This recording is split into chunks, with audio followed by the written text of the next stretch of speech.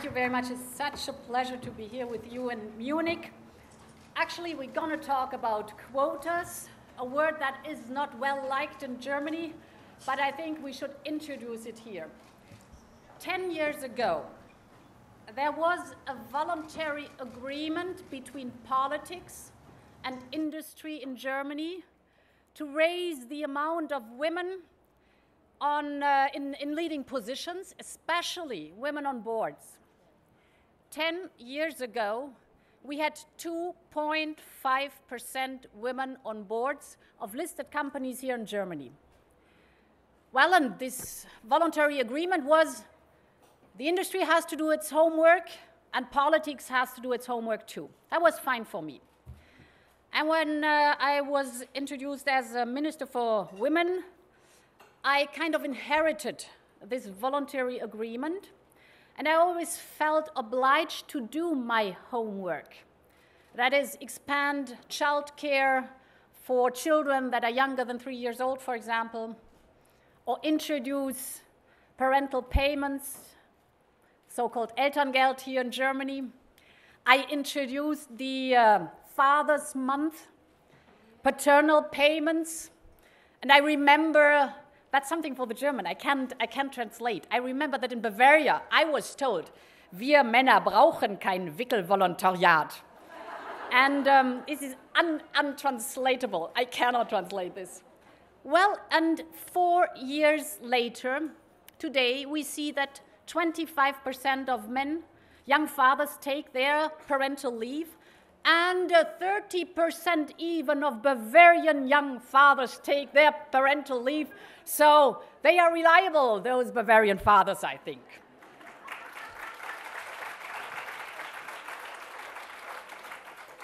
So there was a lot to do in politics.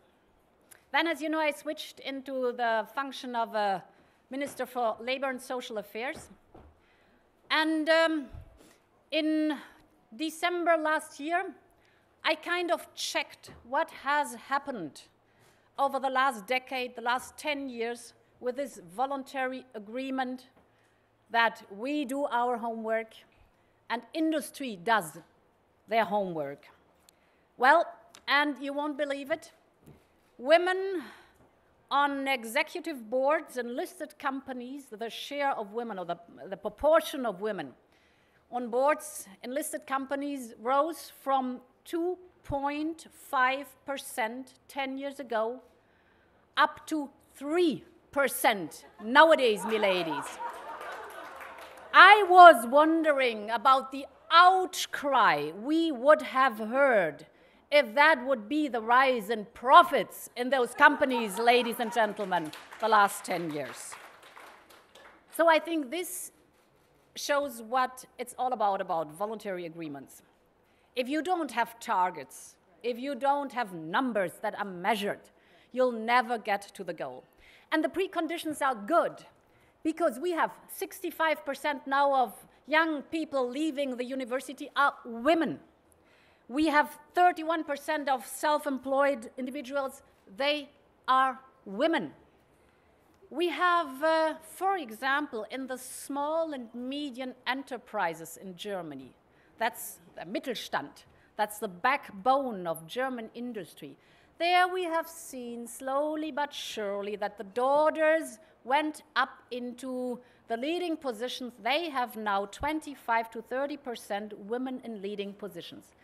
And if I look at the listed companies where money and power joins, there you still have a glass ceiling that is solid.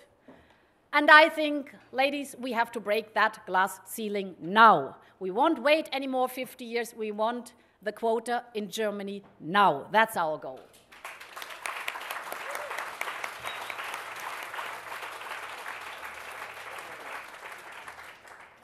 I've asked the listed companies, the HR managers, what are the reasons why there are no women on boards?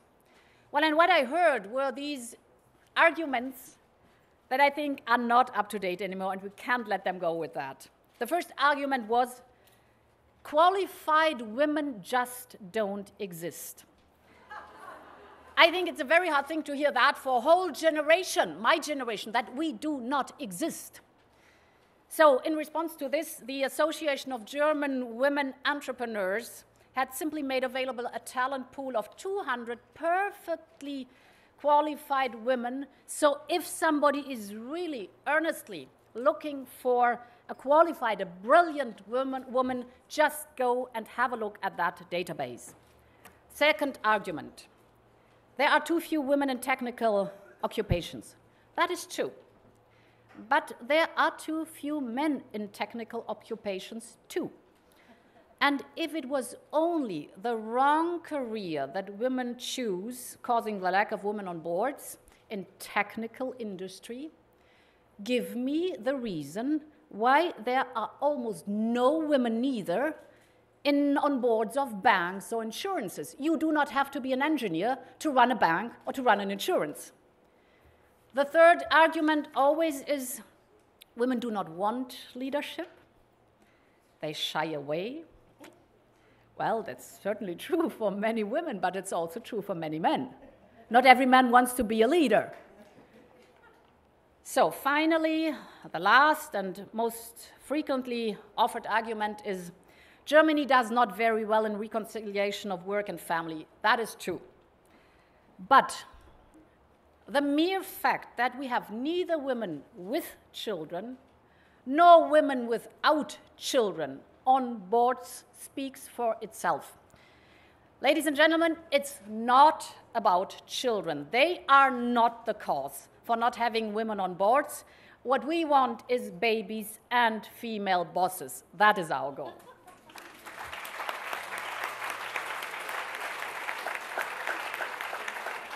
And we have taken a look at those few rare examples, those few women on boards.